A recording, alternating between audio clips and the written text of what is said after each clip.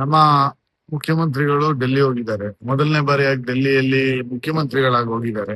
ಇಷ್ಟ ದಿನ D K Shivakumar ಅವರು ಉಪಮುಖ್ಯಮಂತ್ರಿಯಾಗಿ ಹೋದಾಗೆಲ್ಲ ಜೊತೆಗೆ ಹೋಗಿದ್ವಿ. ಮುಖ್ಯಮಂತ್ರಿಯಾಗಿ ಹೋಗಿದ್ದಾರೆ. ಮುಖ್ಯಮಂತ್ರಿಯಾಗಿ ಅವ್ರ ಜೊತೆ ಒಂದ್ಸರಿ ಹೋಗ್ಬೇಕು ಅಂತ ಹೋಗ್ತಾ ಇದ್ವಿ. ಎರಡನೇ ಪದ್ಯದಲ್ಲಿ ನಿಮ್ ತಂದೆಯವ್ರ ಹೆಸರು ಇರುತ್ತಾ ಸರ್? ನನಗೆ ಕಾಂಗ್ರೆಸ್ ಪಕ್ಷದ ಮೇಲೆ 100% 100% ನಂಬಿಕೆ ಇದೆ. ಯಾಕಂದ್ರೆ ಅವ್ರು 4ನೇ ಬಾರಿ ಶಾಸಕರಾಗಿದ್ದಾರೆ, ಒಳ್ಳೆ ಕೆಲ್ಸಗಳು ಮಾಡಿದ್ದಾರೆ, ಬಿಡಿಎನ ತುಂಬಾ ಚೆನ್ನಾಗಿ ನಡ್ಸ್ಕೊಂಡ್ ಬಂದಿದ್ದಾರೆ. ಅವ್ರಿಗೊಂದು ಅವಕಾಶ ಕೊಟ್ರೆ ಪಕ್ಷಕ್ಕೂ ಒಳ್ಳೆ ಹೆಸರು ತಂದು ಕೊಡ್ತಾರೋ ಅನ್ನೋ ನಂಬಿಕೆ ನನಗಿದೆ. ಸೊ ಅದೇ ರೀತಿ ಕಾಂಗ್ರೆಸ್ ಪಕ್ಷಕ್ಕೂ ಆ ನಂಬಿಕೆ ಇದೆ ಅನ್ಸುತ್ತೆ. ಮೈನಾರಿಟೀಸ್ಗೆ ಜಾಸ್ತಿ ಸ್ಥಾನಗಳು ಸಿಗ್ಬೇಕು ಅಂತ ಕೇಳ್ತಾ ಇದೀವಿ. ಈ ಬಾರಿ ಸಿಕ್ಕುತ್ತೆ.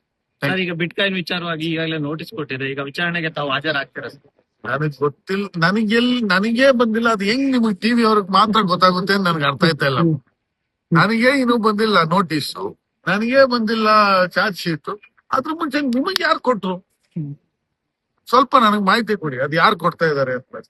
ನಮ್ಗೆ ಆಗದೆ ಇರೋರು ಸ್ವಲ್ಪ ಜನ ಅಪ್ಪ ಮಿನಿಸ್ಟರ್ ತಪ್ಸಕ್ಕೆ ನೋಟಿಸ್ ಬಂದ್ಬಿಡ್ತು, ಇದು ಬಂದ್ಬಿಡ್ತು, ಎಲಿ ಬಂತು, ಎಲಿನೂ ಬಂದಿಲ್ಲ, ಹುಲಿನೇ ಬರೋದು. ಮಂತ್ರಿ ಆಗಿ ಬರ್ತೀವಿ.